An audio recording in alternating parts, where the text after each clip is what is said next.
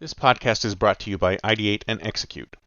Do you want to drive innovation in your organization, futurize your enterprise, ideate massively valuable new products, or execute them to market?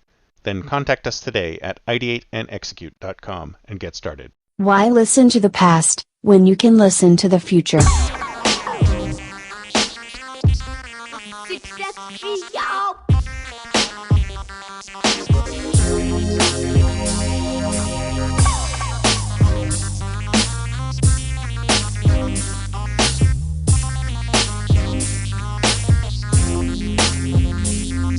Welcome to the Think Future podcast, broadcasting from deep in the heart of Silicon Valley, California.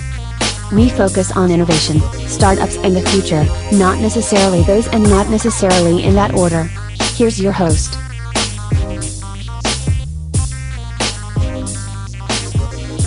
Hey, this is Chris Kalaboukis. This is show 133. Let me know what you guys think of the new intro music. Tried to be a little funkier because I really enjoy funkier music.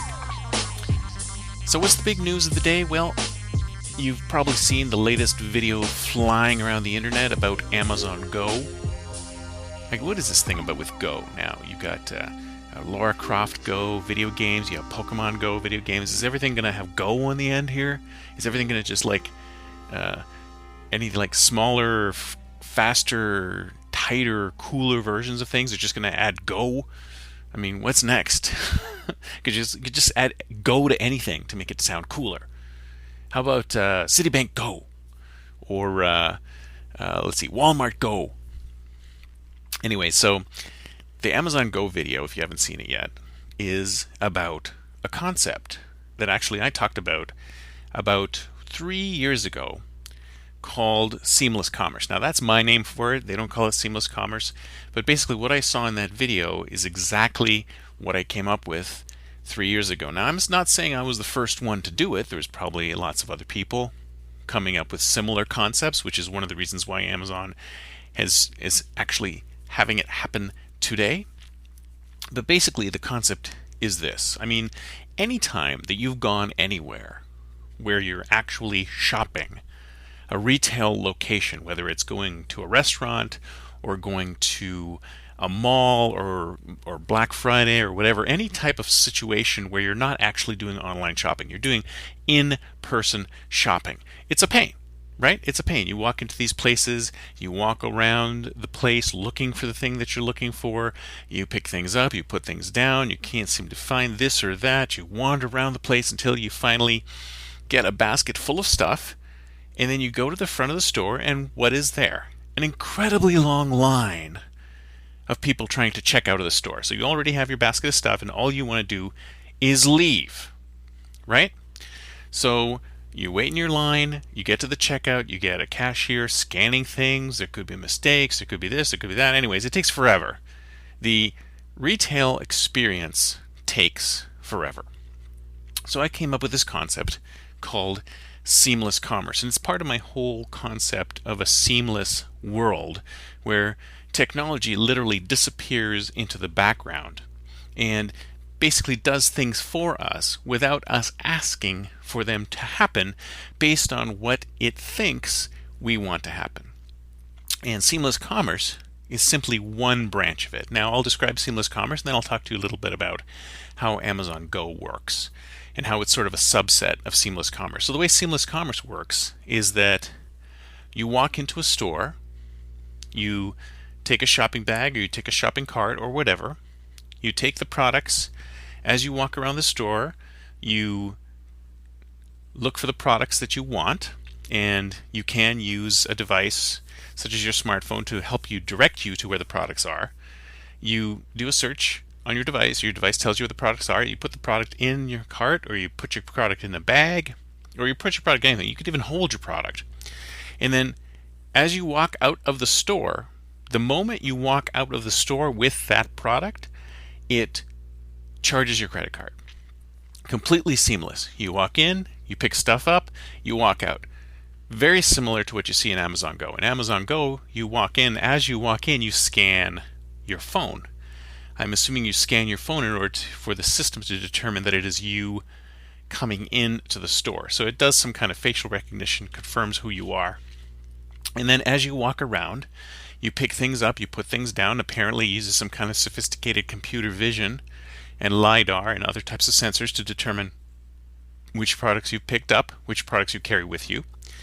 And then as you walk out of the store, you don't have to check out because it knows what you're carrying with you and will automatically scan and charge you for everything that you have in your bag or your cart or whatever you happen to be taking out of the store with you. So that part's very similar to what I've talked about in seamless commerce.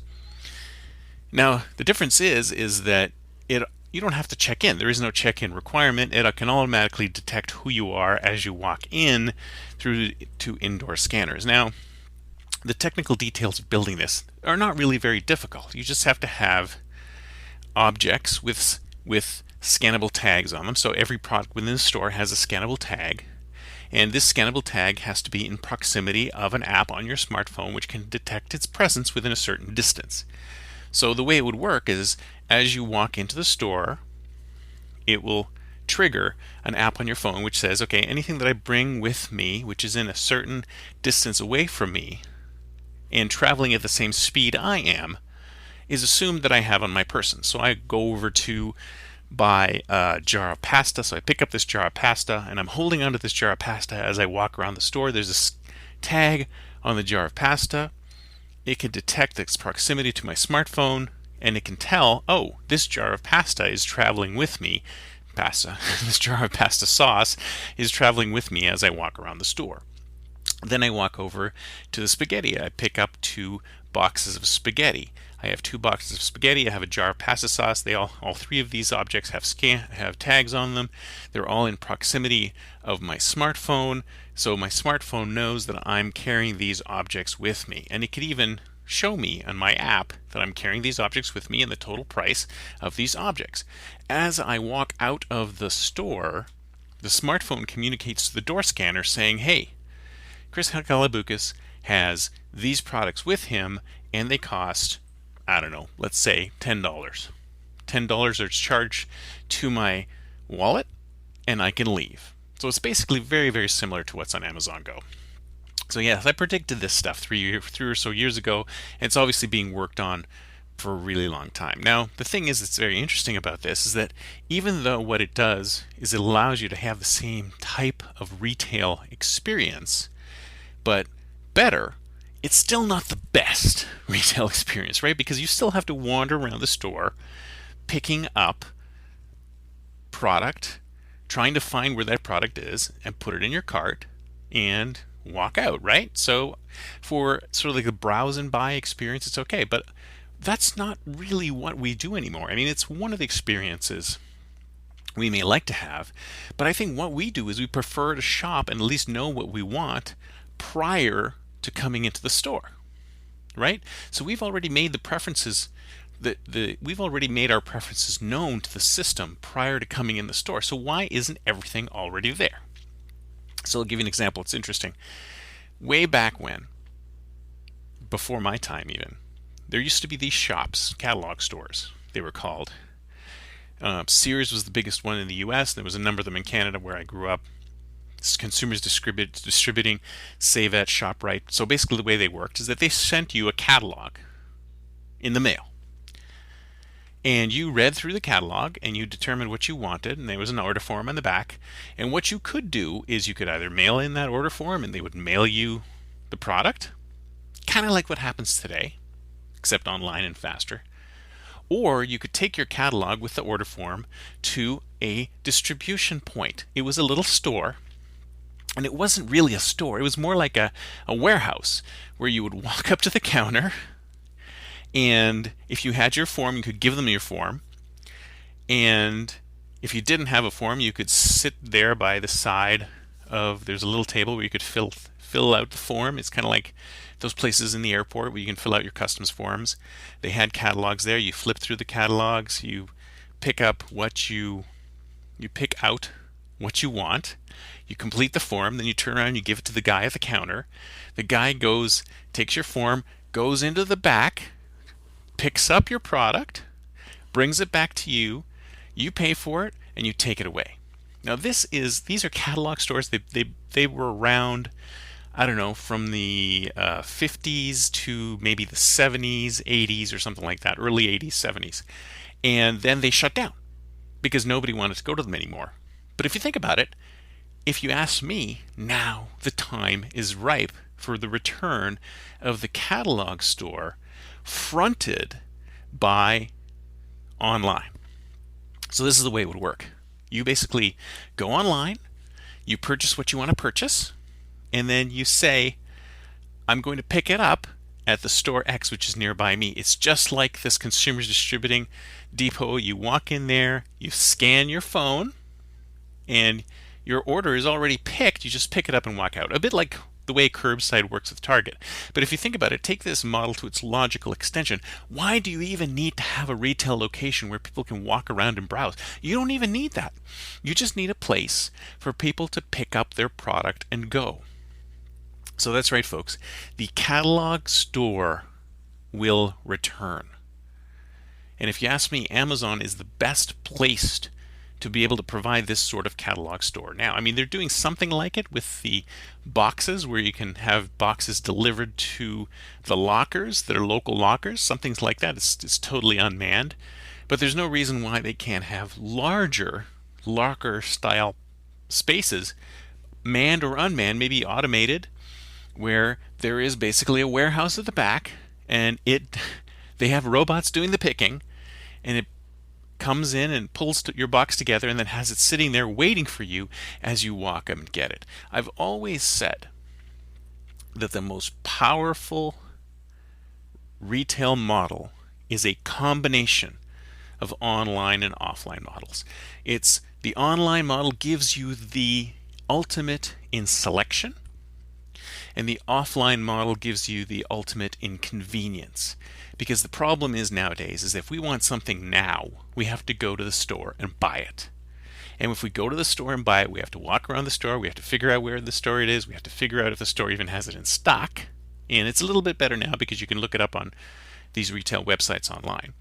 Figure out if the thing's in stock, go down to the store, pick the thing up, and leave. Wouldn't it be?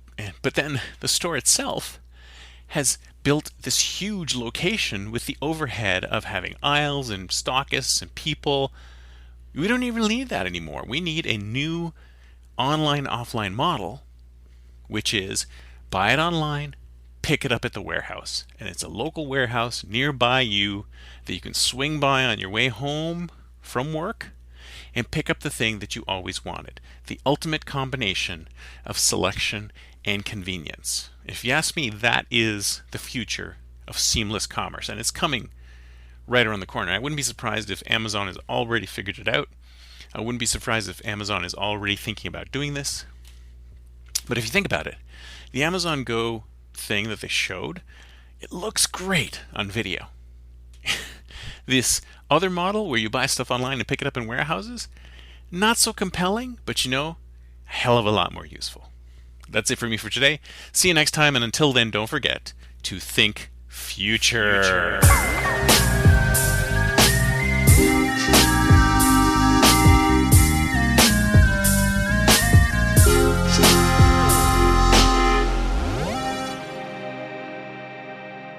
Netherground Music.